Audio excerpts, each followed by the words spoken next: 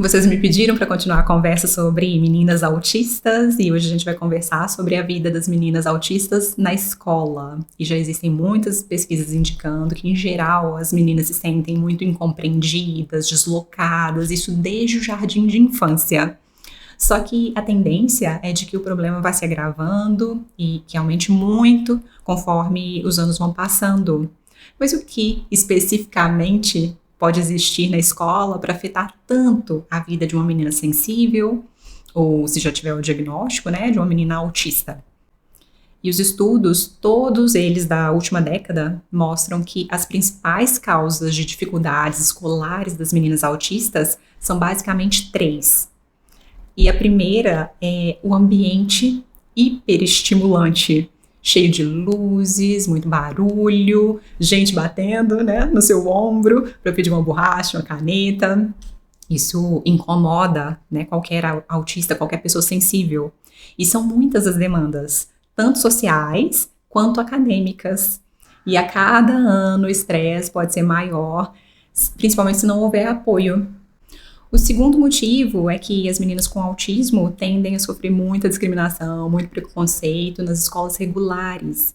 E mesmo havendo essas campanhas de conscientização atualmente, né, a gente sabe que as pessoas se preocupam com isso, eu percebo que a equipe pode não ser tão colaborativa antes do diagnóstico.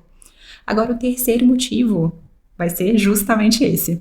Os professores podem não notar as dificuldades vivenciadas por essa menina com TEA, ou a menina sensível, e podem acabar cobrando demais dela, principalmente quando não existe uma dificuldade, né, déficit de inteligência. E quando a gente sabe desde cedo que a criança é mais sensível, a orientação aqui vai ser buscar uma escola tipo Montessori, em que o espaço e o tempo da criança vão ser respeitados, mas infelizmente, a gente sabe, a maior parte das crianças não vai receber esse suporte realmente individualizado, simplesmente porque os professores não são treinados para isso, às vezes nem tem tempo para isso, né, para esse tipo de avaliação, porque são muitas crianças. Na maior parte das vezes, o professor também está super sobrecarregado, né, cheio de tarefas, e até mesmo os pais, que passam mais tempo com a criança, que já conhecem o próprio filho, né, às vezes não sabem se essas características atípicas são apenas um traço de personalidade do filho ou da filha, ou se realmente há uma necessidade de alguma intervenção.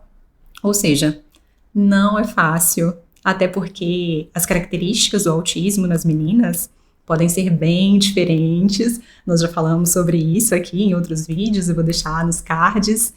E aí você pode pesquisar melhor, né? Mas resumidamente, as meninas costumam ter mais habilidades sociais, menos estereotipias, elas tendem a mascarar os comportamentos atípicos, porque elas já percebem desde cedo, né, que chamam a atenção, e a imitar o jeito das outras pessoas, justamente para elas não serem percebidas. O hiperfoco delas pode estar mais nos livros e nos gatos, enquanto os meninos costumam fazer coleções muito mais diferentes. E um detalhe super importante também é a crise por estresse, que em inglês é chamada de meltdown. E o meltdown é uma espécie de colapso nervoso, é a famosa crise autista, em que a pessoa fica desorganizada, pode explodir, principalmente depois de uma sobrecarga de estímulos sensoriais, né, que ela não consegue controlar esses estímulos do ambiente. E geralmente o meltdown é uma explosão e é um alerta para essa possibilidade de autismo, porque a criança se balança, pode gritar, morder, chutar, às vezes bater a cabeça, né, fazer movimentos repetitivos. Aí a escola e os pais percebem logo essa necessidade de suporte profissional. Acontece que essa crise também pode ser bem diferente nas meninas. Às vezes, quando a menina se sente sobrecarregada, em vez de gritar, o que ela faz? Ela chora, ou então se desconecta do mundo. E aí nós temos uma outra reação ao estresse, que é o shutdown, que é um congelamento.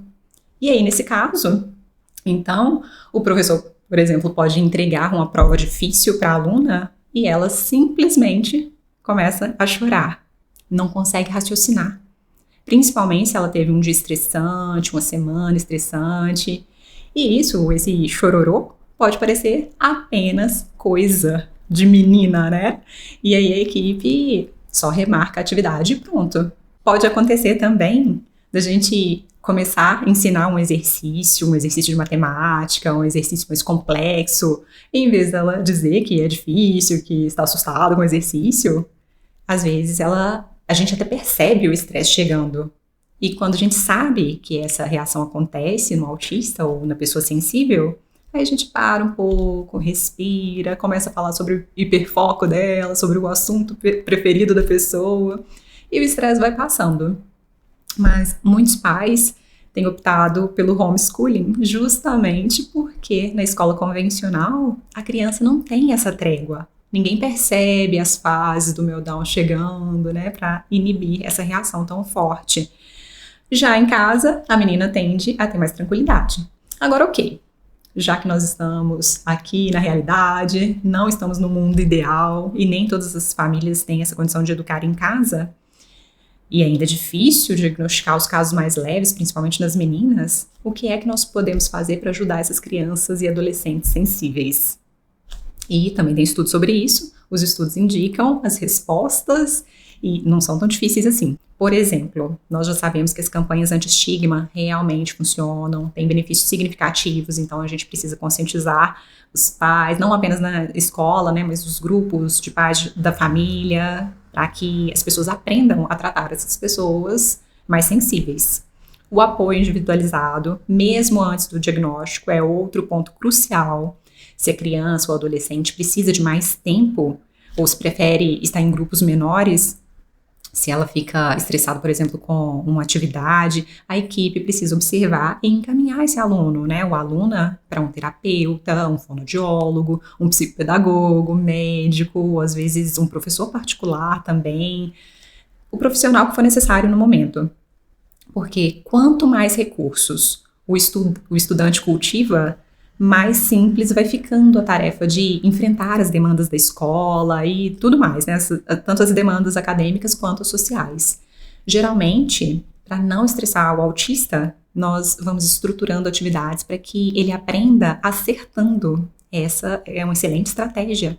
É um pensamento um pouco diferente, né? Bastante diferente do que guia o nosso projeto, o nosso planejamento de atividades, quando nós estamos ensinando os neurotípicos, cujos erros servem de material para o raciocínio e para novos aprendizados. Olha só que interessante, bem diferente. É bom errar, né, se for um neurotípico. Mas com os neurodivergentes, vai ser o contrário. Eles costumam se beneficiar muito de um raciocínio mais lógico, mais objetivo, sem muito constrangimento. Então, eu vou montando uma estrutura certinha, por exemplo, de texto, de redação, por exemplo, e o aluno masteriza a estrutura, né, passo a passo, e depois, se quiser, claro, eles querem, aí começa a inventar moda, criar a partir dali. E isso, estruturar as atividades para o aluno ter sucesso, a escola e os próprios pais podem fazer também. Isso é gratuito, pode começar agora. Quer dizer, sempre existe uma maneira de promover a aprendizagem, porque o nosso cérebro ama aprender. Agora, eu quero saber de você, como foi ou como está sendo a sua vida acadêmica. Você ama ou amava a escola ou era difícil estar entre muitas pessoas? Você encontrou sua estratégia de sobrevivência? Me conte aqui embaixo nos comentários, depois vou contar também da minha experiência. Um grande abraço e até breve. Tchau, tchau!